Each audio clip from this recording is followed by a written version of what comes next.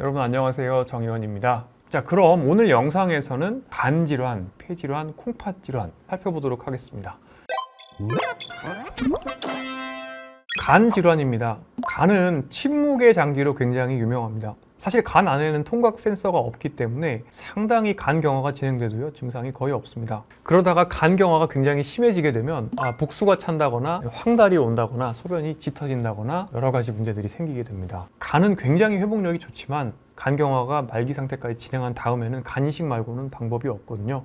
그렇기 때문에 간 역시 조기에 문제를 발견하고 또 악화를 예방하는 것, 그리고 치료할 수 있는 것들은 빨리빨리 치료하는 것들이 굉장히 중요합니다. 최근에는 대사질환에 의해서 급증하는 또 비알코올성 지방간 또는 대사성 지방간 사회 문제가 되고 있습니다. 점차 B형이나 C형 간염의 비중은 줄어들고 대사성 간 질환의 비중이 늘어날 것으로 의사들은 보고 있는데요. 하지만 결과는 똑같습니다. 간세포가 염증을 경험하고요. 간세포가 딱딱해져서 간 경변이 오게 됩니다. 간의 해독 기능이 떨어지게 돼서 황달이 오고, 또 간이 알부민 같은 중요한 단백질을 못 만들기 때문에 복수가 차고요. 또 간이 딱딱해지면 몸의 혈액순환이 나빠지면서 식도 정맥도 부풀어 올라서 위장 출혈이 생길 수도 있고요. 나중에는 이 간과 연관되어 있는 여러 독소들이 쌓이게 되면서 의식이 떨어지는 간성 혼수가 오기도 합니다. 비만 그리고 대사질환이랑 그대로 같이 가고 있는데요. 2023년 연구에 따르면 전 세계 인구의 약 30%가 비알코올성 지방간을 갖고 있을 정도로 이제는 굉장히 흔한 질병이 되었고요. 젊은 당뇨 환자들의 증가 속도도 점점 빨라지고 있기 때문에 앞으로는 대사성 간 질환이 정말 중요할 것이라고 생각을 합니다. 사실 요즘에 건강검진 받으면 조금만 뚱뚱하신 분들은 다 지방간 나온다고 말씀을 하십니다. 이게 대부분 또 대사성 지방간이 맞고요. 이 경우에 말씀드린 것처럼 지방 간염으로 진행해서 간 경변이 될 수 있습니다. 대사성 지방간을 그럼 어떻게 좋게 할 수 있느냐? 물론 약도 있습니다. 예를 들어서 요즘 나오는 위고비 같은 GLP-1 리셉터 아고니스트, GLP-1 계열의 약물을 사용하게 되면 체중이 많이 빠지면서 지방간이 좋아질 수 있다 데이터가 있긴 한데요. 결국에는 체중 감소밖에 없습니다. 가이드라인에서 이야기하는 것들이 뻔한데요. 당분 섭취를 줄여라, 트랜스지방 줄여라, 즉 튀김 줄이라는 거죠. 포화지방 줄여라, 칼로리 낮추라는 거죠. 채소, 단백질, 불포화지방산, 그러니까 견과류, 생선 이런 것들 많이 먹으라는 겁니다. 만성 간 질환으로 간 경변까지 왔다. 그 원인이 무엇이든 간에 간이 딱딱해졌다. 이때 치료는 원인에 따라서 조금 다를 수가 있지만 손상된 간을 보호하고 또 합병증을 관리하고 진행을 늦추는 게 최선이 됩니다. 간 경변의 초기 그리고 중기 초반까지는 원인 치료와 건강관리를 통해서 꽤 오랫동안 안정적으로 지내실 수가 있는데요. 하지만 복수나 황달, 출혈, 그리고 간성 뇌증이 동반되어 있는 굉장히 진행된 간 질환에서는 사실 평균 수명이 거의 1년까지 줄어들기 때문에 이때부터는 간 이식도 고려를 하게 됩니다. 이식 수술을 받기 전까지는 거의 중환자실에 준하는 치료를 받으시면서 복수도 조절을 하시고 또 이뇨제 쓰시고 또 정맥류 출혈을 예방을 하기 위해서 베타 차단제 같은 혈압약을 써야 되는 경우도 있고 알부민도 맞아야 되고요. 필요하면 투석을 받거나 여러 가지 보존적인 치료를 추가로 받으시게 됩니다. 실제 환자 사례를 한번 말씀드리겠습니다. 대사성 지방간으로 간소화기내과에 의뢰되었던 환자입니다. AST, ALT 같은 간 수치가 굉장히 많이 오르고 심지어 황달 수치, 빌리루빈까지 올라 있었던 환자분인데요. 파이브로스캔, 섬유화 검사에서 간 섬유화도 확인이 되었습니다. 환자분은 스트레스도 평소에 많이 받고 잠도 못 주무시고 굉장히 비만하신 상태였고요. BMI는 30 정도였습니다. 담배도 태우시고 또 약주도 많이 하시는 상태였습니다. 우선 세마글루타이드 위고비를 처방을 하고 전반적인 저속노화 라이프 스타일을 영위하시도록 교육을 해드렸고요. BMI 체질량 지수를 30에서 23까지 낮출 수가 있습니다. 그렇게 되면서 대사성 간 질환은 완전히 깨끗해지고 섬유화도 회복이 되고요. 환자분 본인의 컨디션도 좋아지고 오히려 스트레스도 감소가 되었다고 합니다. 이처럼 간 질환은 정말 다양한 스펙트럼이 있지만 결국에 그 끝은 간경변과 이식 또는 사망이 되는 상당히 위중한 질환이라고 볼 수가 있습니다. 오늘 제가 말씀드린 것들을 기억하시고요. 기본적으로 저속노화 라이프 스타일 영위해 보시면 좋겠습니다. 폐 질환입니다. 일단 중장년 건강에 큰 영향을 미치는 것은 만성 폐쇄성 폐질환이 가장 클 겁니다. 또 노년기에는 폐렴 같은 만성 호흡기 질환 때문에 사망도 많이 하시는데요. 그 중에 만성 폐쇄성 폐질환, COPD라고 하는 만성 기관지염과 폐기종을 포함하는 질환, 실제로 이 질환으로 호흡기내과 다니시거나 종종 입원하시는 분들도 많으시고요. 주로 흡연이나 또 대기오염 이런 것들 때문에 폐 조직이 손상돼서 폐가 영구적으로 탄력을 잃고 숨쉬기가 힘들어지는 병입니다. 폐질환, 특히 COPD는 병태 생리를 보면 결국 폐의 가속 노화라고도 볼 수 있습니다. 그 중에 담배 연기가 가장 큰데요. 이런 담배 연기 같은 자극에 의해서 기관지가 지속적으로 염증에 노출되면 기관지 벽이 두꺼워지고요. 점액 분비가 늘고 기도가 좁아지게 됩니다. 동시에 폐포가 터져나가면서 펑크들이 폐 안에 나는 것입니다. 그래서 전체적으로 봤을 때 폐 안에는 아주 작은 풍선들이 이렇게 방을 형성하면서 나눠져 있는데 이 방의 격실들이 다 통합이 되면서 큰 풍선처럼 변하는 것입니다. 이렇게 되면 산소가 교환될 수 있는 면적이 줄어들게 되고요. 또 숨 쉴 수 있는 이 탄력성이 떨어지는 문제가 생기는 것입니다. 이것을 이제 폐 기종, 영어로는 엠피세마라고 하는데요. 이 변화는 되돌릴 수가 없고요. 담배를 계속 태우시게 되면 또 계속 진행된다는 특성이 있습니다. 자, 그래서 염증이 있는 상태에서 또 점액 분비가 많고 기침도 심하고 운동하게 되면 폐 기능이 낮으니까 숨도 차고요. 게다가 잦은 기관지 감염, 폐렴이나 감기 이런 것들로 고생도 하시게 됩니다. 인플루엔자나 이런 바이러스성 질환에 걸리게 되시면 사망하시는 경우도 굉장히 많이 있습니다. 산소 포화도로 떨어져서 산소를 코에 상시 끼고 사셔야 되는 경우가 생길 수도 있습니다. 모든 폐 질환의 가장 중요한 최대 위험 요인은 흡연이다, 이렇게 생각을 하시면 되는데요. 만성 폐 질환이 100이다 그러면 거의 그냥 90%는 흡연이다, 우리나라에서는. 그리고 10%가 기타, 대기오염을 포함한 미세먼지, 요리할 때 나오는 여러 가지 가스들, 이런 거라고 생각하셔도 무방할 정도가 될 텐데요. 이 담배 연기 속에는 정말 수천 가지 유해 물질이 폐 조직을 직접 손상시키게 됩니다. 만성 폐해성 폐질환만 만드는 것도 아닙니다. 폐암도 만들죠. 그래서 일단 첫걸음, 폐 질환 예방의 첫걸음은 무조건 금연입니다. 폐 기능이 떨어지는 분들, 이미 만성 폐해성 폐질환을 앓고 계신 분들께서도 그 어떤 약으로도 이 떨어지는 각도를 좋게 만들 수는 없는데 금연을 하시면 이 각도가 완만해집니다. 자, 나아가서 만성 폐해성 폐질환을 이미 앓고 계신 분들께서는 앞서 말씀드렸던 바이러스나 세균에 의해서 폐렴이 생길 가능성이 너무 높아지기 때문에 독감 주사나 또 폐렴 구균 백신 같은 예방 주사를 확실하게 잘 맞으시는 것도 중요한데요. 특히 65세 이상에서는 더욱더 강하게 권고를 하고 있고요. 나라에서도 챙겨드리고 있습니다. 규칙적인 운동도 굉장히 중요합니다. 숨이 찰 정도의 유산소 운동을 꾸준히 하시면 폐 활량도 좋아질 수 있고 호흡근도 강화되기 때문에 폐 질환의 중증도를 낮출 수가 있고 또 합병증 가능성도 줄일 수가 있습니다. 자, 그래서 이 폐질환, 특히 만성 폐해성 폐질환은 완치보다는 평생 관리의 개념이 훨씬 더 강합니다. 호흡 재활도 가능한데요. 호흡 재활 훈련을 통해서 숨 쉬는 방법을 배우고요. 또 호흡법도 있습니다. 입술을 오므린 채로 하고 숨을 내쉬면서 호흡근도 강화를 할 수가 있고 산소 공급도 조금 더 잘 되게 만들 수가 있습니다. 실제 환자분 사례를 한번 보겠습니다. 오랫동안 담배 태우시고 또 천식을 경험하셨던 65세 남성분입니다. 몇 년 전부터 계단을 오르게 되면 숨이 많이 차고 기침과 가래가 늘었지만 그냥 천식일 거라고 생각을 하시고 대수롭지 않게 넘기시던 분이었고요. 그러다가 작년에 독감에 걸리셨고 증상이 확 나빠져서 병원을 찾으셨는데요.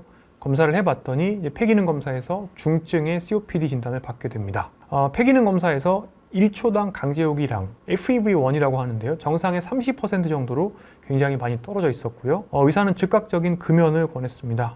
환자분도 금연을 하셨고요. 지속형 기관제 확장제 흡입기를 처방받아서 하루 2번씩 또 사용을 하시기를 시작하셨고요. 이렇게 증상 관련된 치료를 하시고 금연하시면서 몇 달 후에 환자는 기침과 숨참 증상이 많이 좋아졌습니다. 이후 호흡재활 프로그램도 들어오셨고요. 트레드밀 위에서 걷기 운동도 하시고 또 호흡근 강화 운동도 배우셔서 실천을 열심히 하셨습니다.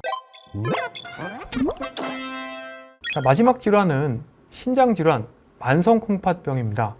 여러 가지 원인 때문에 콩팥 기능이 떨어져서 3개월 이상 만성적으로 지속되는 상태를 이야기를 하는데요. 통상적으로는 젊었을 때의 신장 기능이 100점이라고 하면 한 60점 정도까지 떨어지면 만성 콩팥병으로 임상적으로 문제가 되기 시작했다 이야기를 하고요. 여기서 계속 진행이 되게 되면 말기 신부전, ESRD라고 해서 보통 신부전 5단계에 이른다 이렇게 말씀을 드립니다. 이 신부전 3단계, 즉 60점 정도까지는 사실은 증상은 거의 없고요. 60점에서 30점까지 내려올 때까지, 그러니까 3기 안에서도 큰 문제는 생기지 않습니다만 4기부터는 다양한 증상들이 생기게 되고요.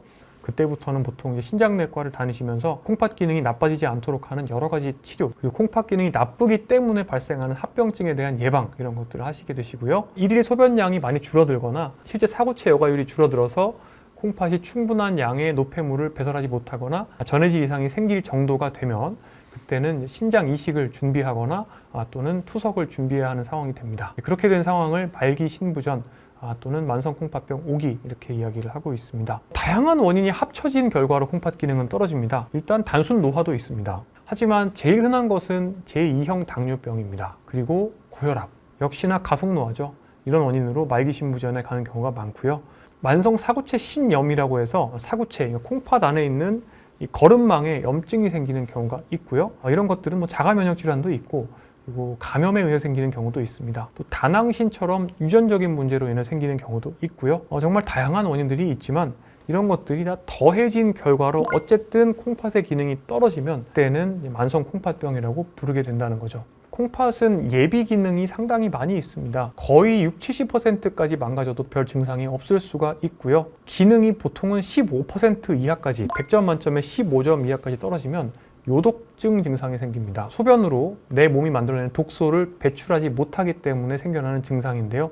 피로가 생기기도 하고요. 온몸이 붓기도 하고, 혈압이 오르기도 하고, 식욕이 떨어지기도 하고요. 메스껍기도 하고, 빈혈이 생기기도 합니다. 이런 것들이 더 진행되어서 100점 만점에 콩팥 기능이 10% 아래로까지 떨어지게 되면 그때는 정말 물까지, 그리고 전해질까지 배설이 안 되기 때문에 내 몸 안에 전해질과 물이 쌓여서 사망에 이를 수 있는 위중한 상태가 될 수가 있습니다. 그렇기 때문에 이 만성 콩팥병은 인지를 할 때부터 일단은 식이요법, 그리고 운동, 체중 감량, 그리고 콩팥 보호 효과가 있는 혈압약과 당뇨약을 사용하는 것이 굉장히 중요합니다. 제가 재미있는 연구를 하나 가져왔는데요. 미국 신장협회가 권장하는 라이프 심플 7 건강습관이라는 게 있습니다. 금연, 건강한 식단, 운동, 적정 체중, 혈압, 콜레스테롤, 혈당 관리, 만성 콩팥병을 경험할 가능성이 100이라고 했을 때 6가지 또는 7가지를 동시에 실천하실 때는 무려 81%나 발생 가능성이 줄어든다는 것이죠. 결국에는 저속노화 생활습관인 겁니다. 보통은 건강검진에서 콩팥 수치가 좋지 않다, 크레아티닌 수치가 높다라고 들으시고 콩팥내과, 신장내과를 찾게 되십니다. 자, 이럴 때 콩팥 수치와 단백뇨 수치를 토대로 단계를 평가하게 되고요. 단계에 대해서는 제가 이미 말씀을 드렸습니다. 신장 기능이 계속 떨어져서 15 정도까지 콩팥 기능이 떨어지게 되면 이때부터는 신대체요법, 즉 혈액투석이나 복막투석을 준비하게 되고요. 그리고 신장 이식도 준비를 하게 됩니다. 혈액투석은 보통 일주일에 3번 정도 병원에 직접 내방하셔서 하게 되고요. 4시간 정도씩 혈액을 기계로 걸러줘야 되게 됩니다. 이런 것들이 상당히 힘든 분들께서는 복막투석을 하기도 합니다. 복막투석은 댁에서도 하실 수 있다는 장점이 있지만 상당히 또 번거롭다는 그런 단점도 있고요. 또 투석을 하시게 되시면 음식도 굉장히 제한하셔야 되는 것들이 많고 수분 조절도 굉장히 열심히 하셔야 됩니다. 그래서 상당히 까다롭고 삶의 질이 많이 떨어지게 됩니다. 그렇기 때문에 또 예방이 중요한 것인데요. 이런 불편감을 없애줄 수 있는 것이 신장 이식입니다. 기증자 신장을 받아서 콩팥을 교체하는 것이죠. 뇌사자 이식은 대기가 굉장히 또 길 수가 있고요. 운이 좋아야 됩니다. 가족분들 중에 맞는 분이 있다면 생체 이식을 할 수도 있는 경우가 있고요. 콩팥 이식의 경우에는 간 이식과는 달리 거부 반응을 막기 위해서 평생 동안 면역 억제제를 사용하게 됩니다. 하지만 투석과는 달리 식사나 또 여행 같은 것에 있어서 상당한 자유가 생긴다고 보실 수가 있을 것이고요. 또 기대 여명이 많이 남아있는 젊은 분들께는 이 이식이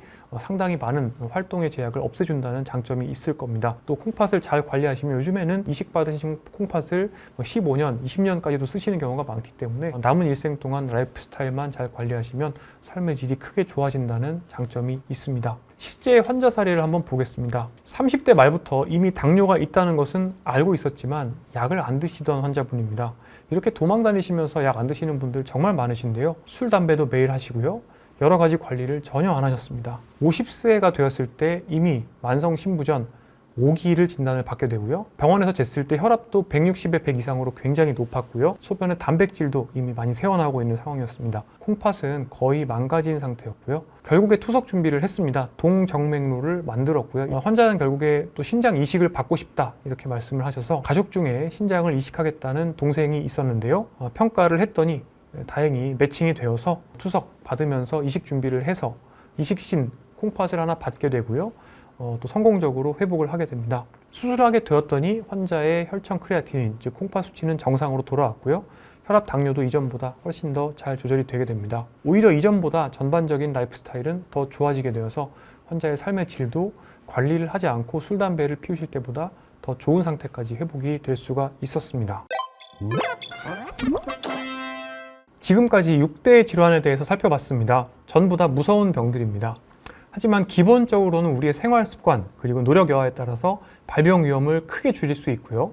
또 진행을 늦출 수 있는 질환들입니다. 사실 핵심은 여러 번 반복해서 말씀드렸지만 한 가지로 수렴이 됩니다. 저속노화 라이프 스타일이죠. 건강한 식사 하시고 규칙적으로 운동하시고요. 금연 절주하셔야 되고요. 스트레스 관리하시고 잘 주무셔야 됩니다. 이 모든 질환 막을 수 있는 만병통치약입니다. 당장이라도 생활습관 개선을 시작해 보시면 좋겠고요. 이렇게 한 걸음씩 저속노화 라이프 스타일에 적응하시게 되시면 미래의 나는 분명 과거의 나에 정말 감사할 것입니다. 제가 항상 건강한 삶이라는 것은 결국 본인이 만들어내가는 예술 작품이다 이렇게 말씀을 드리거든요. 오늘 제가 말씀드린 내용들이 여러분들께서 앞으로 만들어 나가실 예술 작품 같은 삶의 모습에 조금이나마 도움이 되었길 바랍니다.